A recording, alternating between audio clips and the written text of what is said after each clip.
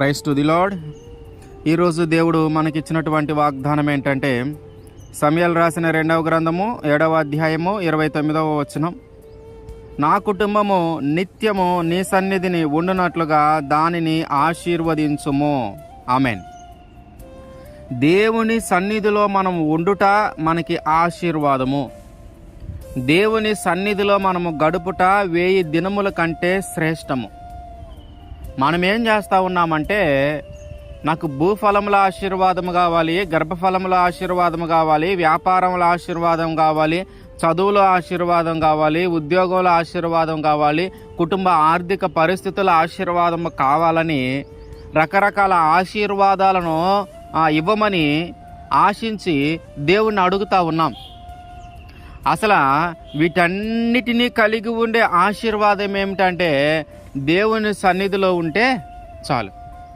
మనము ఏమేమైతే ఆశీర్వాదాలు కావాలని కోరుకుంటున్నామో, వేటిలైతే ఫలించాలని కోరుకుంటూ ఉన్నామో, ఏ విషయాల్లో అయితే అభివృద్ధి చెందాలని కోరుకుంటూ ఉన్నామో, ఆ ఆశీర్వాదాలన్నీ కూడా దేవుని దగ్గర ఉన్నాయి కనుక మనము దేవుని సన్నిధిలో ఉండాలి అని కోరుకుంటే, మనము దేవుని సన్నిధిలో ఉండటానికి ఇష్టపడితే, ఆ సన్నిధిలో మనం ఉంటాము కనుక, దేవుని దగ్గర మనం ఉంటాము కనుక, ఆయన మన తండ్రిగా ఉంటాడు కనుక ఆయనే మన బాధ్యతలన్నిటినీ నెరవేరుస్తాడు. అంటే ఏ విషయాల్లో అయితే ఆశీర్వాదం కావాలో ఆ విషయాలన్నిటిలో ఆయన దగ్గర మనం ఉన్నప్పుడు ఆయనే మన మంచి చెడు చూసుకుంటాడు కనుక, మన ఆలనా పాలన చూసుకుంటాడు కనుక, మనకి బాధ కష్టము ఏదొచ్చినా ఆయనే మనకి తోడుగా ఉండి వాటి నుంచి విడిపిస్తాడు కనుక, మనం ఏ ఆశీర్వాదము అడిగిననో ఆయన సన్నిధిలో ఉంటే చాలు. మనం కోరుకున్న ఆశీర్వాదాలన్నిటికీ మించిన ఆశీర్వాదం అవుతుంది. మనం ఆశపడిన వాటన్నిటికీ మించిన ఆశీర్వాదము దేవుని సన్నిధిలో నుంచి వస్తుంది మనకి. కనుక ఆ ఆశీర్వాదాలు ఇచ్చే ఆ తండ్రి దగ్గరే ఉండటానికి మనం ఇష్టపడితే, ఆ ఆశీర్వాదాలనిచ్చి ఆ దేవుని చెంత బ్రతకటానికే మనం ఇష్టపడితే, అప్పుడు ఆశీర్వాదాలన్నీ సమకూర్చి మనకి జరిగిస్తాడు. ఇంతకుముందు మనం విడివిడిగా అడుగుతూ ఉన్నాం. ఇప్పుడు మనం ఏం అడుగుతూ ఉన్నామంటే, అసలు ఆయన సన్నిధిలో ఉంటే చాలు అని, ఆయన దగ్గర ఉంటే చాలు అని, ఆయనతో ఉంటే చాలు అని. ఎప్పుడైతే ఆయనతో ఉంటామో మనకి బాధ వస్తే ఆ బాధ నుంచి విడిపిస్తాడు, మనకి కష్టం వస్తే ఆ కష్టము నుంచి తప్పిస్తాడు. మనకి ఏ విషయాల్లో ఆశీర్వాదము కావాలో వాటన్నిటిని జరిగిస్తాడు. సో తెలివి గల్ల వాళ్ళు కోరుకునే ఆశీర్వాదం ఏమిటంటే, నిత్యము నీ సన్నిధిలో ఉండేటట్లు నేను నా కుటుంబము నీ సన్నిధిలో ఉండేటట్లు చెయ్యా చాలు అని. ఎందుకనంటే ఈ లోక సంబంధమైన ఆశీర్వాదాలన్నీ దేవుని దగ్గర నుంచే మనం పొందుకుంటాము కనుక, ఇప్పుడు సాక్షాత్తు దేవుని దగ్గర ఉండటానికే మనం ఇష్టపడితే ఆ ఆశీర్వాదాలన్నీ మళ్ళీ మన జీవితంలో దేవుడే జరిగిస్తాడు. పిల్లవాడికి ఏదైనా కావాలంటే ఖచ్చితంగా తండ్రి వాటిని సమకూరుస్తాడు. వాడికి కావలసిన ప్రతి అవసరాన్ని తండ్రి తీరుస్తాడు.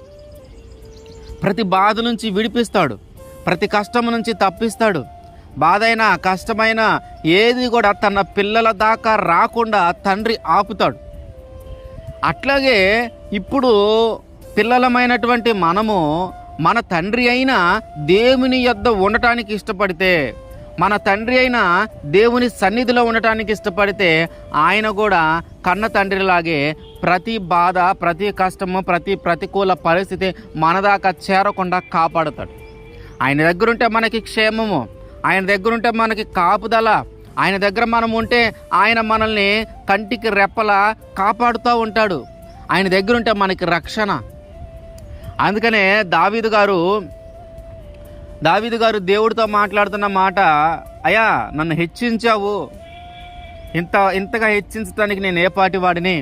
అయితే నేను ఒకటి కోరుకుంటున్నా, ఏంటంటే ఇక నుంచి నిత్యము నా కుటుంబము నీ సన్నిధిలో ఉండునట్లుగా దాన్ని ఆశీర్వదించు. అదే అసలైన ఆశీర్వాదం. ఎందుకంటే సాక్షాత్ తండ్రినే కోరుకుంటున్నాం, దేవుణ్ణే కోరుకుంటున్నాం. మనం దేవుని దగ్గర ఉండటానికి, దేవుని సన్నిధిలో ఉండటానికి అది కోరుకుంటూ ఉన్నాం కనుక దేవుడు మనతో నివసిస్తాడు. దేవుని దగ్గర మనం నివసిస్తాం కనుక ఏ ప్రతికూల పరిస్థితి అయినా ఆయన ప్రతి అవసరాన్ని మన దగ్గరే ఉంటాడు కనుక, లేదా మనం ఆయన దగ్గర ఉంటున్నాం కనుక ఏ బాధ వస్తుందో, ఏ కష్టం వస్తుందో, ఏ శ్రమ వస్తుందో, ఏ నింద వస్తుందో అన్నీ ఆయన చూస్తూ ఉంటాడు కనుక వాటన్నిటిని మన దాకా రాకుండా ఆయన అడ్డుకుంటాడు. తండ్రి ఎలాగైతే పిల్లల్ని కష్టపెట్టకుండా అన్ని సమకూర్చాలని చూస్తాడో అట్లాగే మన తండ్రి అయిన దేవుడు కూడా అన్ని సమకూర్చాలనే చూస్తాడు.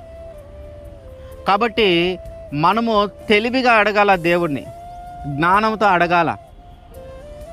రకరకాల ఆశీర్వాదాలను అడిగే కంటే, రకరకాల విషయాల్లో ఆశీర్వాదం కావాలని అడిగాము కంటే, ఆయన దగ్గర ఉంటాను, ఆయనతో ఉంటాను, నీ సన్నిధిలో ఉంటాను, నీ పాదాల చెంత ఉంటానంటే అదే గొప్ప ఆశీర్వాదముగా మార్చబడుతుంది. కన్న తండ్రిలాగా ఆయన మనల్ని కంటికి రెప్పలా కాపాడుకుంటాడు. కనుక మనము మన దేవుని చెంత ఉండటానికి ఇష్టపడాలా. ఆయన సన్నిధిలో ఉంటే అదే మనకు ఆశీర్వాదము.